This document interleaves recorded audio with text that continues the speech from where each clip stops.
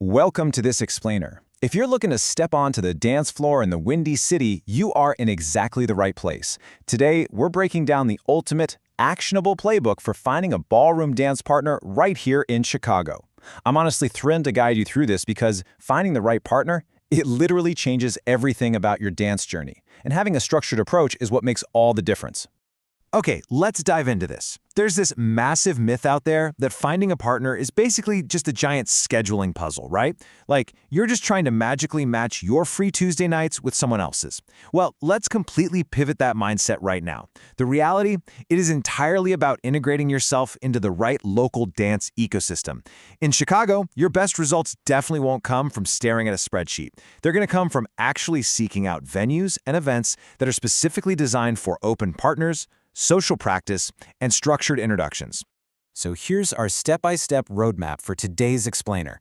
Step 1, join the dance ecosystem. Step 2, pick your practice format. Step 3, reaching out to partners. Step 4, the trial session. And finally, Step 5, mastering Chicago logistics.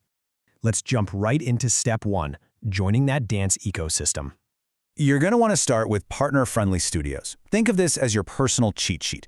When you call up studios in Chicago, you need to listen for, or specifically ask about these exact target phrases: open partner nights, partner rotation socials, beginner partner classes, or mixer events. Using this specific terminology is absolutely crucial. It ensures you're targeting venues with a way lower barrier to entry. Basically, it places you in environments where dancers just naturally rotate, which drastically increases your chances of meeting a compatible dancer while you just focus on nailing your fundamentals. Because beyond just one single studio, you really need to widen your net. Engage with local dance groups, event calendars, and community pages. Dancers are constantly posting their availability and partner needs in these networks. And here's a massive pro tip from our source material. Early on, flexibility is your absolute superpower. If you're open to starting with the basics in styles like Walter Foxtrot before locking yourself into a super narrow specialty, you are going to meet so many more people, so much faster. Moving right along to Step 2, pick your practice format. And this brilliantly illustrates the distinct paths you should take depending on where you are in your dance journey. If you're a beginner, your absolute best bet is seeking out coached classes with a very clear structure. You really need those consistent coaching cues and structured guidance. But on the flip side, if you're an intermediate or experienced dancer, you should be targeting technique workshops and open sessions. That is where you can truly refine your frame, your timing, and those absolutely crucial lead and follow fundamentals right alongside dancers who are working on the exact same things. Actually, check out this fantastic piece of strategic advice from our source material. Ask to join as a short-term partner or warm-up partner until you find a long-term fit. I just love this approach. It's such an incredibly smart, low-pressure way to integrate yourself into established practice groups. It lets you focus on your dance quality and kind of feel out the potential chemistry, all without the heavy, sometimes awkward expectation of an immediate long-term commitment. All right, that brings us to Step 3, reaching out to partners. Your communication here needs to be crystal clear and, of course, highly respectful. Here's a super straightforward framework for messaging a potential partner. Step 1, introduce yourself and clearly state your current level. Step 2, specify the exact dances you actually want to focus on. And Step 3, propose a realistic first meetup, like maybe a group class or just a short, low-stakes social dance. The entire goal of this message? To completely remove any uncertainty for the other person so they feel totally comfortable saying yes. So, the crucial point is making sure your outreach message covers all the necessary bases. You really want to state your experience level, like are you a returning dancer, a total beginner, or intermediate? List your styles of focus, whether that's tango, swing, or waltz. State your availability clearly, so there's no guessing game. Mention your preference. Do you want coached, formal sessions, or are informal socials more your vibe? And always, always suggest a clear first step. Most importantly, though, just be totally honest about what you're seeking. Are you looking for an intense, competitive partnership, or do you literally just want to improve your social dancing? I promise you, clarity is highly attractive. Which perfectly sets up Step 4, the trial session.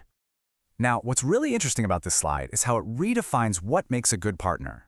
Compatibility is way more than just raw skill or technique on the dance floor. It's really about those practical personality traits. It includes how well you two communicate with each other. Are they actually punctual? Do you both feel comfortable on the floor together? And crucially, do they have a genuine willingness to learn and adjust to feedback? The good news is you can figure all this out in a really simple trial, like just doing a few rounds at a social dance or practicing together for 30 minutes. But after that trial session, you absolutely need a structured follow-up routine. Don't just walk away and leave it hanging. Step 1, discuss what worked well. Always start by highlighting those positive moments. Step 2, identify what needs improvement. Be open, specific, and totally objective here. Step 3, agree on a realistic, maintainable schedule going forward. If your goals, your feedback styles, and your availability actually align here, well, you've likely just found a truly viable partnership. Finally, we reach the very last phase of our playbook. Step 5, mastering Chicago logistics. Listen, there's a pretty harsh geographical reality we have to consider here. Chicago's neighborhoods and commute times can literally make or break a sustainable dance partnership. You could honestly find the most incredibly talented, perfectly matched partner in the entire city, but if getting to the studio to practice requires a physically draining, practically impossible commute sitting in endless traffic every Tuesday night, that partnership simply won't survive. Practical logistics matter every bit as much as dance chemistry. So how do we actually overcome the geography? By building momentum locally. First, create a short list of convenient recurring events right in your preferred area. Maybe it's a weekly class or a monthly social that's actually nearby. Second, show up consistently. And third, gain repeated exposure in those exact same spaces. The absolute fastest way to solidify a partnership is through this repeated exposure. You want to become a familiar, reliable face in a space that is actually geographically sustainable for you. Which leaves us with one final, pretty important question. Where will you build your dance momentum in Chicago? You've got the playbook now, from the exact terminology to use, right down to running a flawless trial session. But remember, finding a partner isn't the end of the journey. It's the key that unlocks an entirely new level of artistic expression and progression for you. The dance floor is waiting, so whose lead will you follow? Thanks for joining me for this explainer, and hey, happy dancing!